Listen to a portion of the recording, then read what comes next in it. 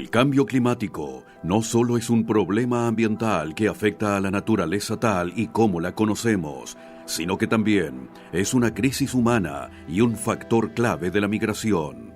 El año 2023 estuvo marcado por sequías, incendios e inundaciones cada vez más fuertes y severas que afectan a millones de personas. Muchas de ellas se ven obligadas a abandonar sus hogares y migrar.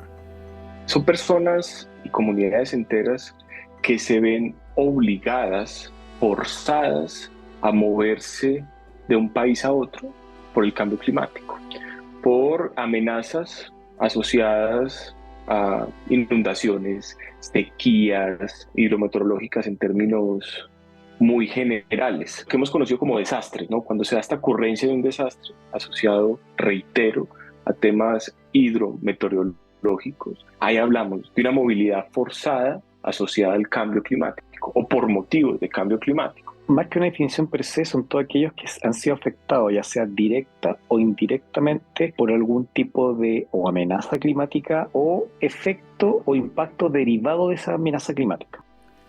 Los efectos del cambio climático hacen aún más difíciles las condiciones de vida o impiden que las personas desplazadas vuelvan a sus hogares. La escasez de recursos naturales va en aumento. El ganado y los cultivos luchan por sobrevivir en lugares que se tornan cada vez más secos. Estas situaciones provocan que cada año más de 20 millones de personas deban abandonar sus hogares y trasladarse a otros puntos de su propio país o a otros países.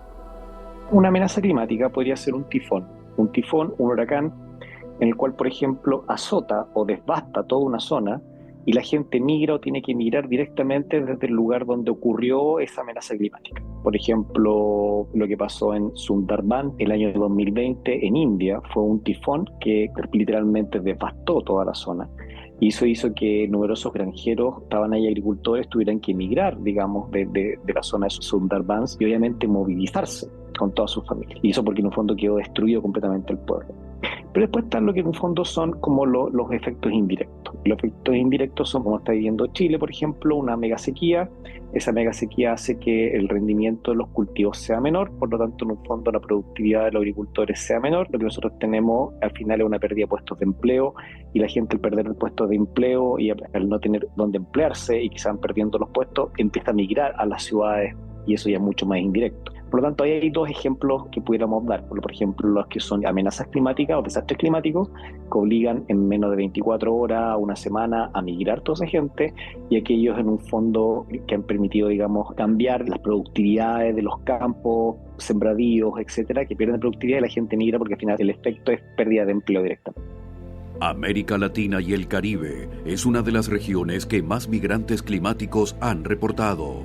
Un reciente estudio asegura que los países con gran sector agrícola como Argentina, Uruguay, Brasil o México se verán más afectados por los desplazamientos causados por la crisis climática en el futuro cercano. La región completa, la que es Sudamérica, es altamente vulnerable a los impactos del cambio climático. No tenemos políticas de resiliencia y recién estamos trabajando en planes de adaptación al cambio climático, unos países más avanzados que otros. Chile ha ido avanzando bastante rápido en planes, pero esos planes no pueden avanzar si no tenemos un presupuesto detrás y con obras ejecutadas en el territorio.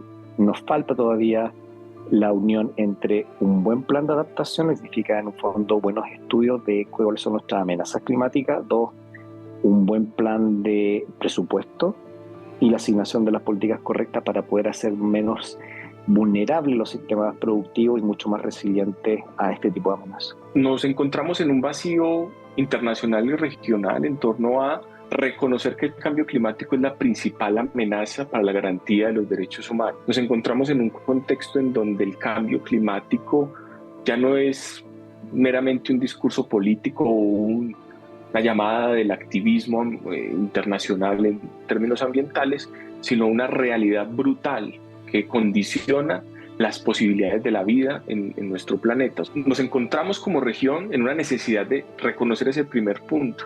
Entonces nos lleva a repensarnos cómo desde el derecho, cómo desde la política, adquirimos un enfoque de derechos humanos y justicia climática para entender que estos desastres o que en estos desastres tenemos que poner en el foco a las personas que están en una situación de vulnerabilidad mayor. Las amenazas climáticas son más claras, y son más claras las amenazas climáticas por una razón que es simple, porque son más fácil verlas. Por ejemplo, los incendios forestales. ¿Ya? Incendios forestales, pérdida de granja, pérdida de actividad, y tú en un fondo empiezas a ver eso. Y eso, por ejemplo, en Brasil o en ciertos lugares como pueden ser, por ejemplo, acá en Chile, podemos ver los choques específicamente en los cuales en nuestras vulnerabilidades en torno a la amenaza climática, y las amenazas climáticas son las que nos permiten condicionar eso. Por ejemplo, en el borde costero, tenemos, por ejemplo, en Perú y en Chile, numerosas caletas, por ejemplo, empiezan a producir menos dado la intensidad del oleaje. Eso significa que menos gente vive de la pesca, digamos, artesanal, y obviamente empiezan a migrar hacia otras actividades. Eso lo hemos visto, pero es mucho más difícil verlo porque el efecto es más indirecto. Es mucho más fácil verlo en desastres naturales como el Niño o la Niña, o por ejemplo incendios forestales como lo hemos visto en el Amazonas, por ejemplo, en los cuales sí hay pérdida de cultivo, de sembradío, etc. Cuando hablamos de refugiados climáticos, también es necesario hablar de justicia climática. Se trata de un concepto que implica que la equidad y los derechos humanos ocupen un lugar central en la toma de decisiones y las acciones en materia de cambio climático. Además, se refiere a la desigualdad histórica que tienen los países y las comunidades respecto a la crisis climática. Sugiere que los países, los distintos sectores y las empresas que se hayan enriquecido gracias a actividades de altas emisiones de gases de efecto invernadero tienen la responsabilidad de ayudar a quienes se ven perjudicados, sobre todo a los más vulnerables. Cuando hablamos de justicia climática, hablamos en tres grandes niveles, ¿no?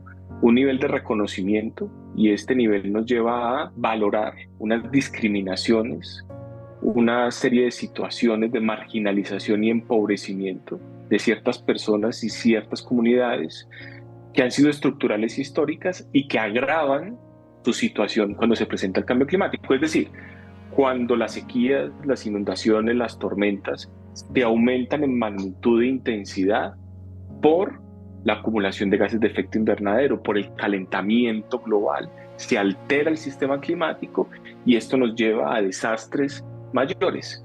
Esas personas, esos grupos sociales que han sufrido, llamémoslo así, injusticias climáticas históricas y estructurales, pues van a sufrir de mayor medida, los efectos adversos al cambio climático. Entonces, esas personas, generalmente invisibles, esas comunidades que están ahí abajo, ¿no?, y que se empiezan a mover, deben de ser en todo caso el foco de las políticas y de las normas jurídicas a nivel regional.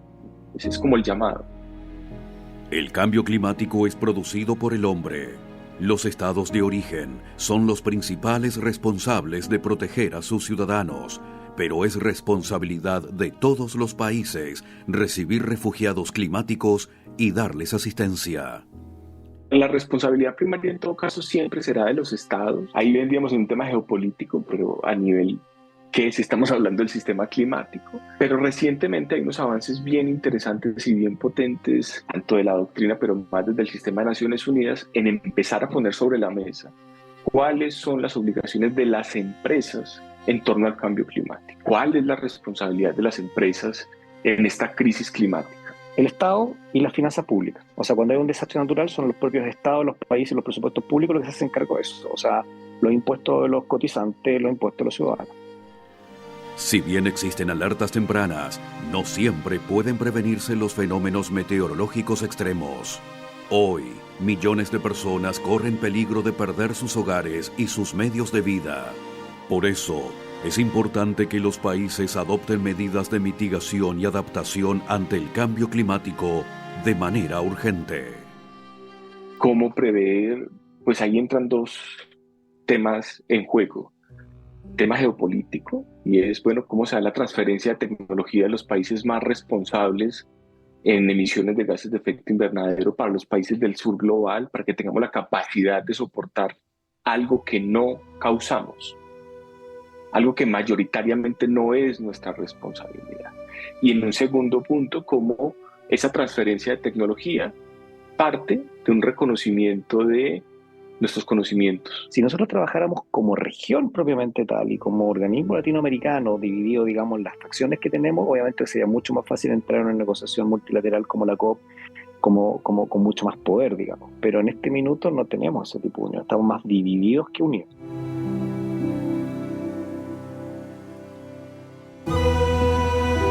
Se está dando un desplazamiento, una movilidad forzada por motivos climáticos y ambientales que tenemos que atender, que tenemos que reconocer jurídica y políticamente, y en el centro tienen que estar estas personas y comunidades que están en situación de vulnerabilidad.